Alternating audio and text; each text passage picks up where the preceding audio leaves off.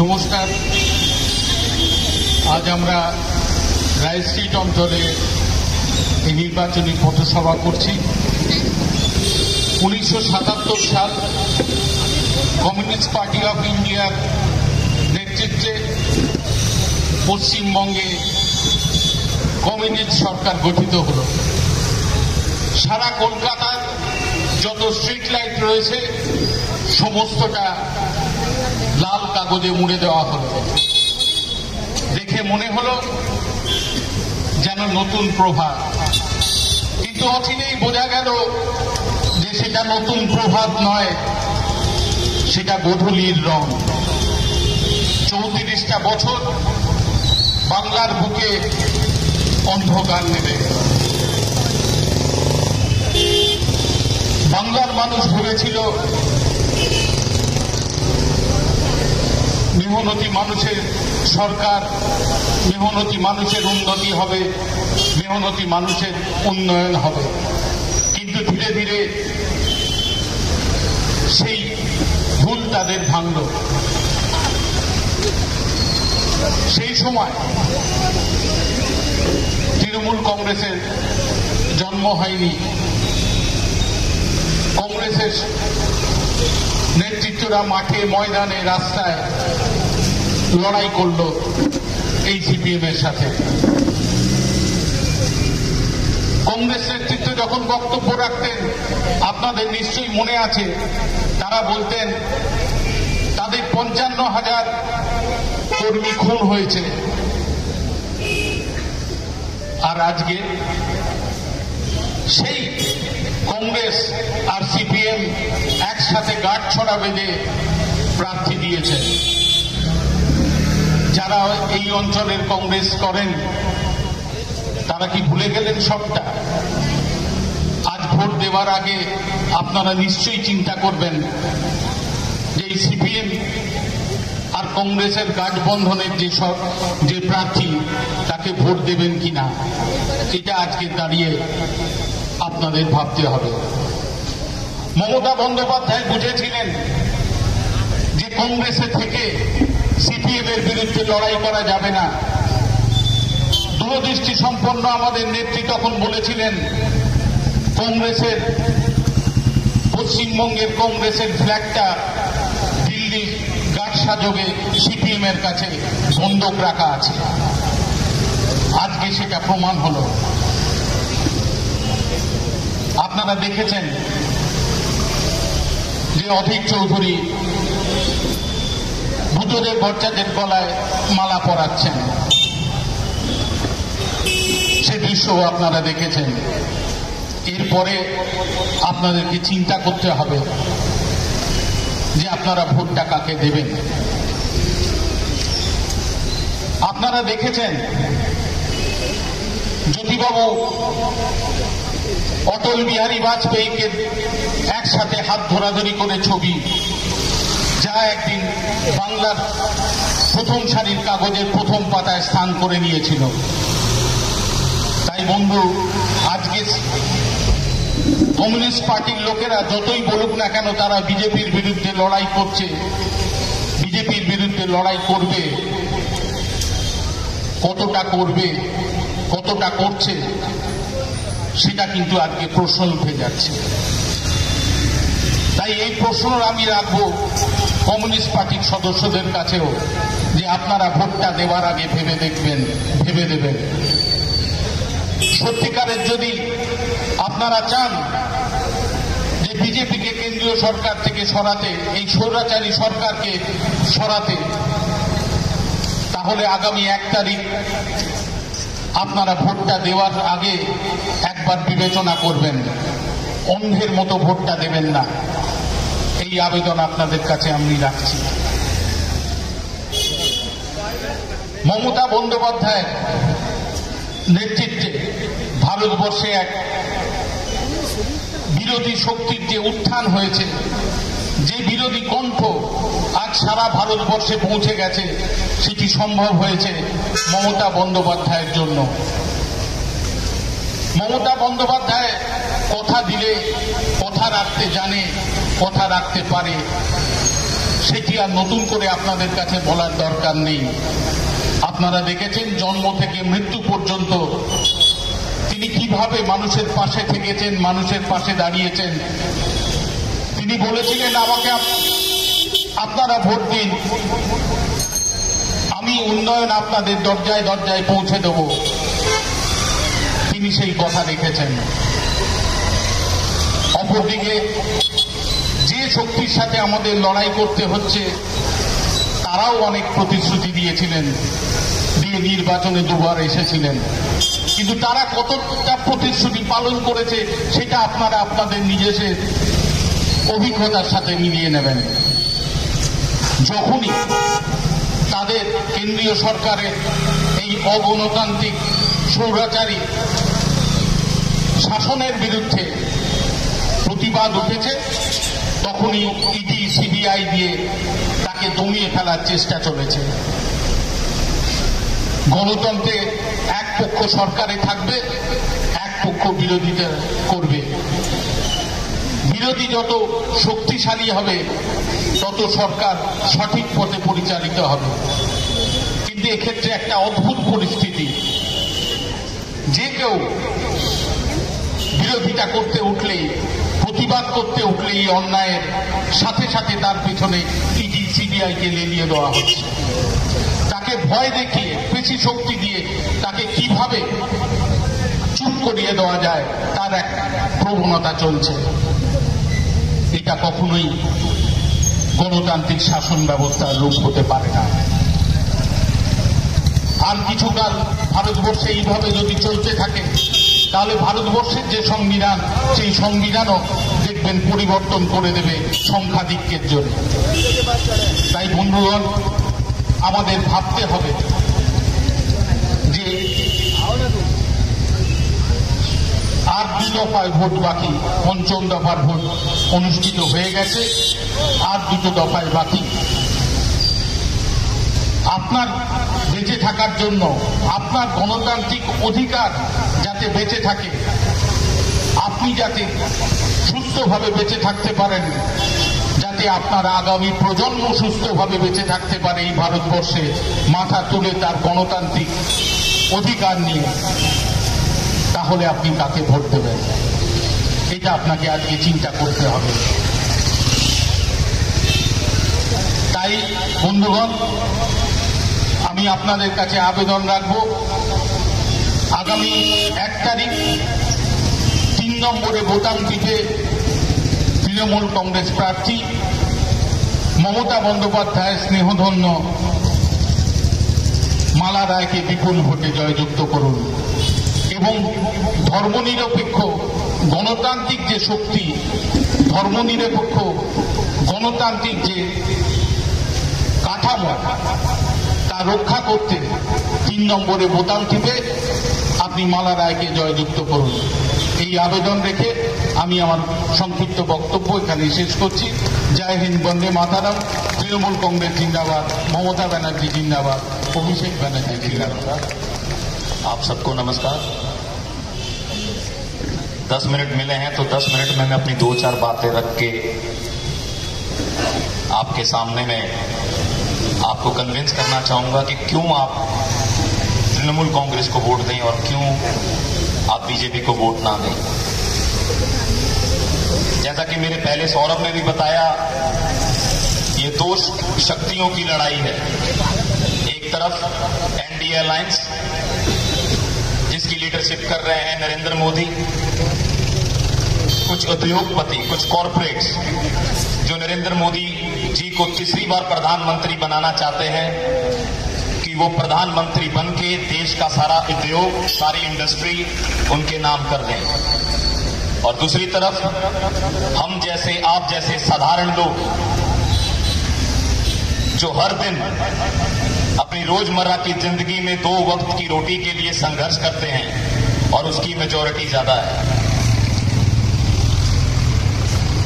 2019 में जब हम सब ने मिलकर नरेंद्र मोदी जी को प्रदेश का प्रधानमंत्री बनाया, तो हमने ये सोच के बनाया था कि वो रोज हमारी रोजमर्रा की जिंदगी में कुछ खुशहाली लाएंगे, परंतु वो कुछ उद्योगपतियों के होके रह गए। 2019 में जब इन्होंने बड़े बड़े वादे पूरे हिंदुस्तान से किए, ये अपने किए हुए वादों में हर क्षेत्र में ये विफल रहे हैं। हर वर्ग के लोगों को इन्होंने प्रताड़ित किया है। तो टाइम थोड़ा कम ही है, तो चार महत्वपूर्ण जो सेक्टर थे जिनमें मोदी जी ने कहा था कि ये इनको शक्तिशाली बनाएंगे, जिसमें सबसे पहले आती है हमारी सेना। देश की आजादी के बाद अगर सेना का सबसे ज्यादा अपमान किसी ने किया है तो ये नरेंद्र सिंह मोदी की सरकार ने किया है। अग्निवीर जैसी योजना, मेरे मित्र पहले भी बता रहे थे, अग्निवीर जैसी योजना जो एक लेके आए, खुद ये 73 साल के होके कहते हैं मुझे एक मौका और दे दो, और 22 साल के एक युवा को रिटायर करके ये घर में भेज देते हैं। अमृतपाल की तो घटना हमारे एक भाई ने बताई, पंजाब का सबसे कम उम्र का शहीद होने वाला सैनिक, जिसे शहीद का दर्जा भी नहीं मिला, गार्ड ऑफ ऑनर तो दूर की बात। तो ये अपमान नरेंद्र मोदी की सरकार ने सेना के साथ किया है। और दूसरी तरफ उन्होंने कहा हमारे किसानों की आय दुगनी करने का जुमला लेके वो 2019 में आए, पर मुझे बहुत अफसोस के साथ आज आपको कहना पड़ रहा है कि पिछले 5 साल में 17% किसान वो अपने किसानी का पेशा छोड़ के दूसरे कामों में चले गए हैं। एमएसपी की गारंटी, जो आज भी किसान लीगल एमएसपी की गारंटी जो 2014 के पहले मोदी जी सीना फाड़ फाड़ के कहते थे कि हम एमएसपी की गारंटी देंगे, मिनिमम सपोर्ट प्राइस, जिसके लिए आज भी किसान संघर्ष कर रहा है। संघू के बॉर्डरों में आज भी उनका आंदोलन चल रहा है। किसान आए दिन खुदकुशी कर रहे हैं। तीसरा वर्ग इन्होंने कहा था कि महिलाओं का शक्तिकरण करेंगे। इनका उदाहरण तो आपने देख ही लिया, संदेश खाली से लेके कटुआ से लेके उन्नाव तक महिलाओं पर अत्याचार के ऊपर ये चुप्पी साधे हुए हैं। बिल्किस बानो के 11 सामूहिक बलात्कारियों को इनकी सरकार ने छोड़ा। और इनका जीता जागता उदाहरण थोड़े दिन पहले इनके जेडीएस अलायंस देवगौड़ा के ग्रैंडसन, देवगौड़ा के पोते प्रज्वल रेवन्ना, 3000 से ज्यादा उसकी अश्लील वीडियो इंटरनेट पे हैं। ये है नरेंद्र मोदी का सशक्तिकरण। ये जानते हुए भी, ये वोट बैंक के लिए ये जानते हुए भी कि प्रज्वल रेवन्ना जो जेडीएस का एमपी है, एमपी कैंडिडेट है, वो शरेआम इस घराने अपराध में शामिल है, फिर भी उन्होंने ऐसी पार्टी के साथ अपनी वोट बैंक के लिए गठबंधन किया। चौथे नंबर पे आते हैं हमारे युवा। इन्होंने कहा 2 करोड़ नौकरियां देंगे, पर आज अफसोस के बाद कहना पड़ रहा है कि आज देश में 83% युवा बड़ी बड़ी डिग्रियां हासिल करके आज बेरोजगार रास्तों पे घूम रहे हैं। और दूसरी तरफ आपका एक वोट माला राय को अगर जाएगा तो ममता बनर्जी को स्ट्रांग बना के दिल्ली भेजेगा। अगर दिल्ली में ममता बनर्जी स्ट्रांग होके जाएंगी तो आपका खेते खावा मानुष लोगों का जो हक, 100 दिन का पैसा जो ये सरकार ने रोक के रखा है, वो कोई नहीं रोक सकता। आपके सारे पैसे दिए जाएंगे। ममता बनर्जी जो कहती हैं करती हैं। इन्होंने कहा 500 का 1000 दूंगी, लक्की भंडार ने इनको 1000 रुपया दिया, 1000 से अब बोला है 1200 रुपया देंगे। और आपका एक वोट अगर बीजेपी को जाता है तो ये किसानों के साथ अपमान है, ये हमारी हर वो महिला का अपमान है, और हमारे हर किसान का अपमान है, और हमारे हर सेना के लोगों का अपमान है। तो मैं आपसे बस इतनी ही गुजारिश करूंगा कि आगामी 1 तारीख 3 नंबर बटन में माला राय को वोट देके आप ममता बनर्जी को स्ट्रांग करें। तृणमूल कांग्रेस जिंदाबाद, ममता बनर्जी जिंदाबाद, अभिषेक बनर्जी। नमस्कार, আমার পূর্ববর্তী বক্তারা যা বক্তব্য রাখল অত্যন্ত তাৎপর্যপূর্ণ। এর বাইরেও যে কথাগুলো রয়েছে সেগুলো সর্বক্ষেত্রে বলা সম্ভব নয়। তাও আমি বলছি যে কথাটা, সেটা হচ্ছে যে আগামী নির্বাচনে ভারতবর্ষ এক কঠিন পরীক্ষার সামনে দাঁড়িয়ে। যার মাধ্যমে আমাদেরকে বুঝে নিতে হবে যে আমাদের সংবিধান যারা তৈরি করে গেছিলেন ভারতবর্ষের ভবিষ্যতের কথা ভেবে, সমগ্র ভারতীয়দের কথা ভেবে, তাদের সেই চিন্তাধারাটা আমরা অক্ষুণ্ণ রাখতে পারবো কি পারব। যদি আমরা এই সরকারকে আবার ফিরিয়ে নিয়ে আসি, তাহলে মোটামুটি আমরা এটাতে নিশ্চিন্ত হব যে আগামী দিনে কিন্তু আমাদের সংবিধান সংরক্ষিত থাকবে না। যদি বলেন কেন, এর কতগুলো কারণ আপনাদেরকে আমার মনে হয় জানিয়ে রাখা প্রয়োজন। সেটা হচ্ছে, প্রথমেই জাতপাত ধর্ম নিয়ে এনাদের চিন্তাধারা।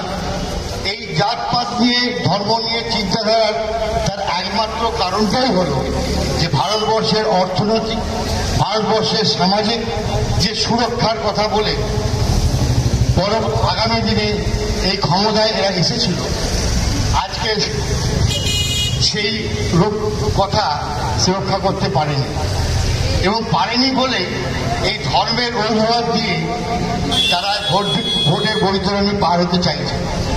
আপনি যদি মনে করেন যে আমাদের সবাইকারই পূজনীয় ব্যক্তি রাম, তাকে আমরা সবাই শ্রদ্ধা করি, কিন্তু ভোটের রাজনীতিতে রামকে সামনে রেখে ভোটের রাজনীতি পার হওয়া এটা তো অনুচিত কাজ। আপনি বাড়িতে রামের যদি ফটো রেখে তাকে শ্রদ্ধা জানান দিনের পর দিন, তাতে কি আপনার দারিদ্রতা, তাতে কি আপনার কর্মর যে পরিস্থিতি তৈরি করা, বা আপনার বাড়িতে যে বেকার ছেলেমেয়েরা রয়েছে তাদের বা তাদের শিক্ষায় কোনো রকম পরিবর্তন হতে পারে? শুধু যদি ফটোটা রেখেই আমরা যদি পুজোই করে থাকি, তো সেই ধরনের যে পরিকল্পনা এরা নিয়েছে তাদের কারণ, ভারতবর্ষের বুকে প্রচুর বড় বড় ইন্ডাস্ট্রি যদি তারা এই বিগত 5 বছর বা 10 বছরে করতে পারত, তাহলে আমাদের শিক্ষিত ভাই বোনেরা যারা আগামী দিনে তাদের চাকরি বাকরি করে সুন্দর সমাজ ব্যবস্থা গড়ে তুলতে পারত, তাদের সেই সুযোগ থেকে বঞ্চিত করা হলো। তাহলে একমাত্রই রাস্তা, এরা শুধু দেশ বিদেশ যে আমাদের যে বৈদেশিক নীতি নিয়ে সারা পৃথিবীর সঙ্গে যে আনাগোনা, সেগুলো শুধু এরা আম্বানি আর আদানির স্বপ্নের দূত হয়ে ঘুরে বেরিয়েছে, বিভিন্ন জায়গায় গেছে, ওদের যাতে বরাত পায় সেই ব্যবস্থাটাই করে এসছে। বড় বড় বিভিন্ন রকমের স্ট্যাচু তৈরি, নতুন নতুন পার্লামেন্ট তৈরি, এইসব যে কাজগুলো এনারা করেছে নিজেদের খেয়াল অনুযায়ী, হাজার হাজার কোটি টাকা তারা যে ব্যয় করেছে, তাদের তো একটা ইন্ডাস্ট্রি করতে পারত, তাদের তো ভালো ভালো হাসপাতাল তৈরি করতে পারত, যাতে প্রচুর লোকের কর্মসংস্থান হতে পারত, সেদিকে তারা কিন্তু নজর দেয়নি। তাদের মুখ্য উদ্দেশ্য হচ্ছে আম্বানি আদানিদের যদি আমরা আরো বেশি উচ্চবিত্ত করতে পারি, তাহলে আগামী দিনে আমাদের নিজস্ব তহবিলে প্রচুর টাকা আসবে এবং আমরা ভারতের সমস্ত রকমের গণতান্ত্রিক পদ্ধতিতে আমরা আমাদের ক্ষমতা প্রয়োগ করে তাদের সমস্ত কাজের উপর আমাদের নিয়ন্ত্রণ থাকবে। যার জন্যে আজকে আপনি দেখুন, সমস্ত টিভি চ্যানেল থেকে, কাগজ থেকে শুরু করে সর্বক্ষেত্রে মোদি যা বলছে সেই অনুযায়ী মানুষ জানতে পারছে। কোনো বিরোধীদের কোনো কথা তারা প্রচার পাচ্ছে না, এবং যারা তার উপরও মমতা ব্যানার্জি বলুন, অরবিন্দ কেজরিওয়াল বলুন, যারা বিরোধী নেতৃত্ব ভারতবর্ষের এই সুন্দর সমাজটাকে ফিরিয়ে আনার চেষ্টা করছে, তাদের নামে নানা রকম বদনাম দিয়ে তাদেরকে জেলে ভরে দিচ্ছে, তাদের এগেন্সটে বিভিন্ন রকম কাজ করছে, সিবিআই, ইডি, ইনকাম ট্যাক্স দিয়ে তাদেরকে হেনস্থা করছে। এই যে সাংগঠনিক সমস্ত পদগুলোকে অপব্যবহার করা হচ্ছে, এদিকে আগামী দিনে নিয়ে ভারতবর্ষ আরো কঠিন সমস্যার সম্মুখীন হবে।